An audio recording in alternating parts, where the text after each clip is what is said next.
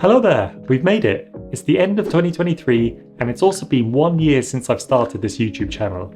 So in this video, I want to combine some of the main thoughts, ideas and lessons that I've learned over the last 12 months, but more specifically, the best books or the 10 best books that I've read over the last year. So before I get into the top 10, I want to give a few honourable mentions to some of the books that didn't quite make the top 10, but I still think are very worthwhile and beneficial to read. Limitless by Jim Kwik is a nice, accessible and easy read that can help you unlock your own potential, and it gives you some good lessons and principles to how you can learn better, remember more and get the most out of your own brain. Green Lights by Matthew McConaughey is a very insightful and interesting autobiography by the acclaimed and Oscar-winning actor. The book shows that the life of a celebrity isn't what most people think it is, but at the same time he shares some interesting, funny and sometimes extreme stories that has led him to get to where he is now. 6 Easy Pieces by Richard Feynman is a transcription and compilation of 6 of Richard Feynman's most accessible and interesting lessons in the world of physics. What I like about this one is that in most conventional physics textbooks, they separate and split each of the concepts and chapters, and then it gives you the impression that they're all unrelated. But in this book, he compiles them all together, and one by one, you see how each chapter or each concept within physics is kind of linked to one another. So by the time that you finish the book, you have a much more collective viewpoint on physics rather than one that is fragmented. Richard Feynman is often referred to as the great explainer because he believes if you're not able to explain something in a way that most people can understand, then it means that you probably don't understand it yourself. And in this book, he explains things in a way that most people can understand, although I would caveat that by saying that it was initially aimed at university students, so it's not like a child can pick this up and understand it intuitively. And the last honourable mention is Outliers by Malcolm Gladwell. This book has some very interesting content about what it takes to be an outlier and what some of the most successful people have in common. But I think the only reason why this didn't make the top 10 is because some of the chapters are more impactful than the others. I found some of the earlier chapters really engaging, such as what your birthday has got to do with success, the 10,000 hour rule, and the later chapter about air crashes. So now moving on to the top 10, and at number 10 is Surrounded by Idiots. Surrounded by Idiots gives a nice, intuitive, accessible and fun introduction to the world of personality and psychology via the colour model. The main idea is that everyone's personality consists of and can be broken down into one or several of the 4 colours, and these are red, yellow, green and blue.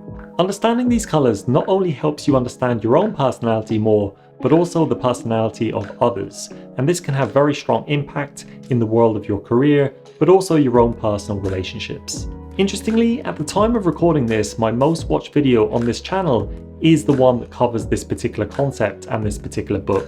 So feel free to check that out if you're interested in learning more about the 4 colours and what that can mean for you personally. The next one is The Madness of Crowds by Douglas Murray. If you're not familiar with Douglas Murray, he's a journalist with a strong and sometimes even controversial viewpoint that goes against a lot of the mainstream media, but not in a conspiratorial kind of way. He's best known as a political commentator that often engages in debates, talks, and he's written several books as well. In this particular book, The Madness of Crowds, he tries to explain the origin of a lot of the ideologies that form the woke movement of today.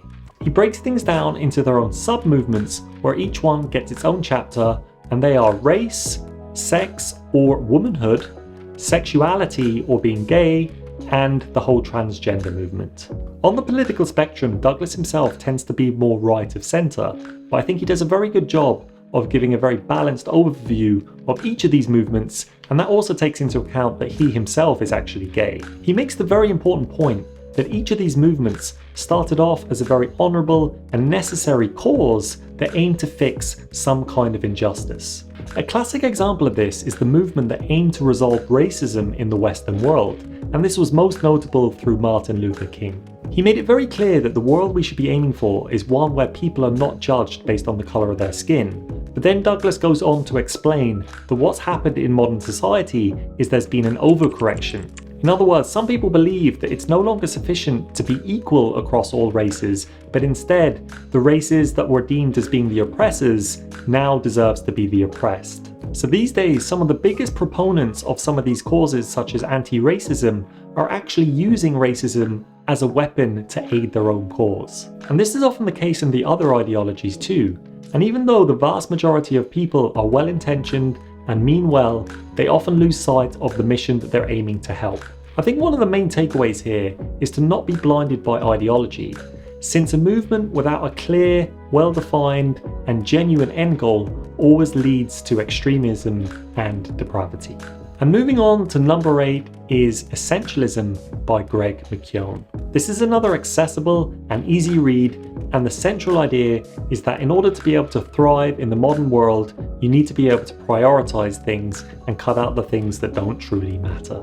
In the modern world, there are so many things always vying for your attention, so we have to learn to become an essentialist.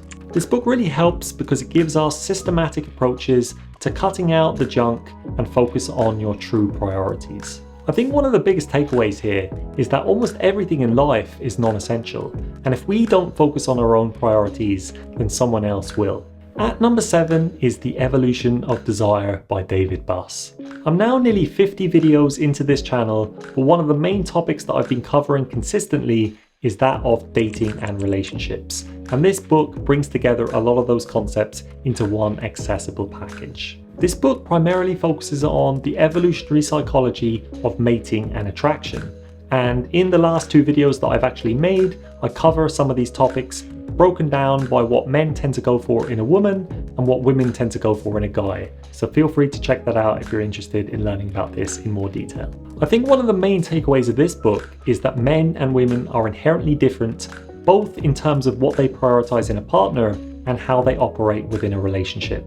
So understanding this can really help navigate life in general, but also your own relationships. And at number 6 is An Immigrant's Love Letter to the West by Konstantin Kisin. This is the second book so far, but also the last that will delve into anything political, but both books are extremely informative, and the only reason that I've chosen this one more higher than the other one is that this one has a more optimistic undercurrent. In my opinion, Konstantin Kisin is one of the most balanced and well-informed people that I've come across in the world of culture and politics. His background is he's a Russian immigrant who moved to the UK and eventually pursued the world of comedy, and now he's moved into the world of podcasting and political commentary. Overall, I'd say he's very politically central, but he has no problem speaking the truth, speaking his mind, and calling out the pros and cons on both sides of the political spectrum. The main idea behind this book is that because he's not originally from the UK and is an immigrant, he's uniquely qualified to be able to share the pros and cons of the West and the non-West, and to be able to outline a lot of the things that people take for granted and miss out on when they criticize the West. There seems to be a growing trend in modern times where people criticize the West and blame it for everything that's going wrong in the world. But the reality is, it's much more complicated than that, and the West has paved the way for a lot of the good things that has occurred throughout the world, and not just in the Western or developed countries. For example, many people blame slavery specifically on the West, and while there's no shying away from the fact that it did occur there, and there's no justification for its existence, it was actually predominant throughout the entire world. Not only this, but it was actually Britain that first abolished slavery, and they policed the seas to make sure that it didn't continue to occur. Another example explained in the book is capitalism, and Konstantin has no problem explaining both the pros as well as the cons of capitalism, why it doesn't work for some people, but at the same time we should be careful about destroying or tearing it down completely, as it's the best method that we've come up with so far. I think the biggest takeaway from this book is that while the Western world is far from perfect, it is actually the most equal, fair and prosperous societies that we've ever created. We should of course always strive to improve things, but I don't think the best method to do that is by tearing down the things that previous generations fought to earn, attain and defend. At number 5 is 12 Rules for Life by Jordan Peterson. In the past, people looked towards religion for enlightenment and guidance, but since religion has been declining, a void has been created and people have been lost as a result. So in this book, Jordan combines his psychological background and experiences with his interest in philosophy, religion, and science to compile a list of principles that everyone can aim for and that can lead to a more fulfilling life. I have made a video on some of the best lessons that I've personally learned from Jordan Peterson, so feel free to check that out if you're interested. But I think the main takeaway here is that, similar to the book Essentialism, and it might sound counterintuitive, but in order to thrive, we actually need constraint, principles, guidelines, and sometimes rules. This book gives you 12 very valuable rules, and I personally believe that if you follow them, it will lead to a more meaningful and fulfilled life. At number 4 is Rich Dad, Poor Dad. This book imparts some high-level principles about understanding money, how to obtain it, and some of the implications of actually having it. Told through the juxtaposition of his two financial fathers, he was able to outline what are the principles that have led to one of them being financially independent and the other one struggling their entire life in order to be able to make ends meet. One of the famous lines in the book is that the rich don't work for money, they have money work for them.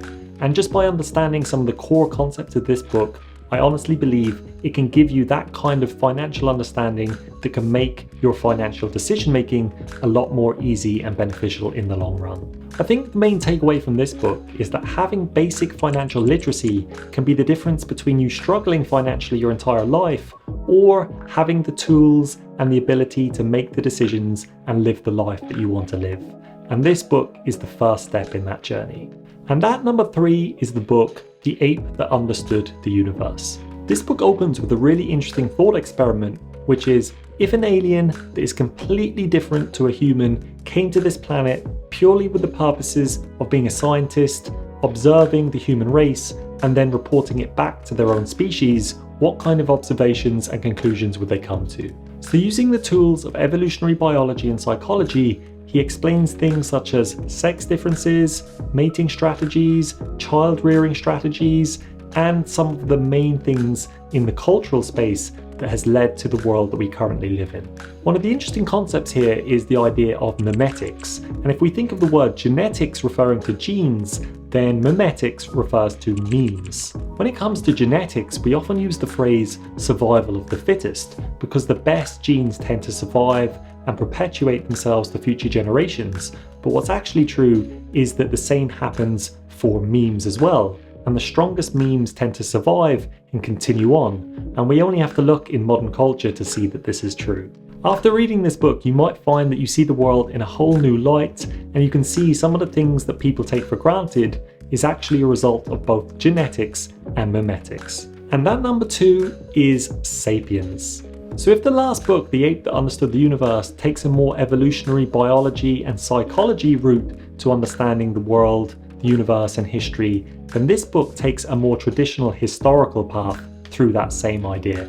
The book opens with the beginning of human history, and back then we coexisted with lots of other species of humans such as the Neanderthals, and he explains what happens to them and how we evolved and kind of moved past that particular point in history towards the modern day.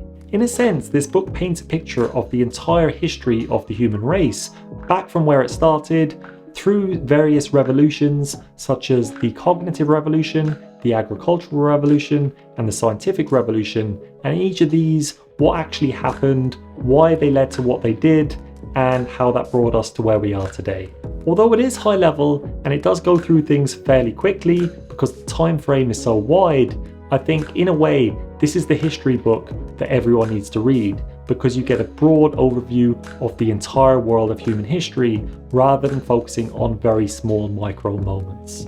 I think one of the main takeaways of this book is that while the future may be uncertain, a huge reason for the success that we've had is because of our ability to pool resources and cooperate with one another.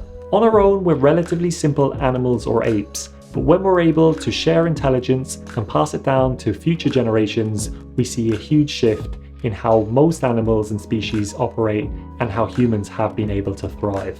And that number 1 is Outlive by Peter Attia. I've always found it's really hard to know what to believe when it comes to health, medicine, and science because there are so many conflicting views and opinions, and which one is actually true is very hard to know unless you've actually done the research. Examples include things such as some people say all alcohol is bad for your health, Others say a glass of red wine is actually good for you. Some people say foods with high fat is good for you, while others say that low fat is good for you. So it's really hard to know which of these is actually true.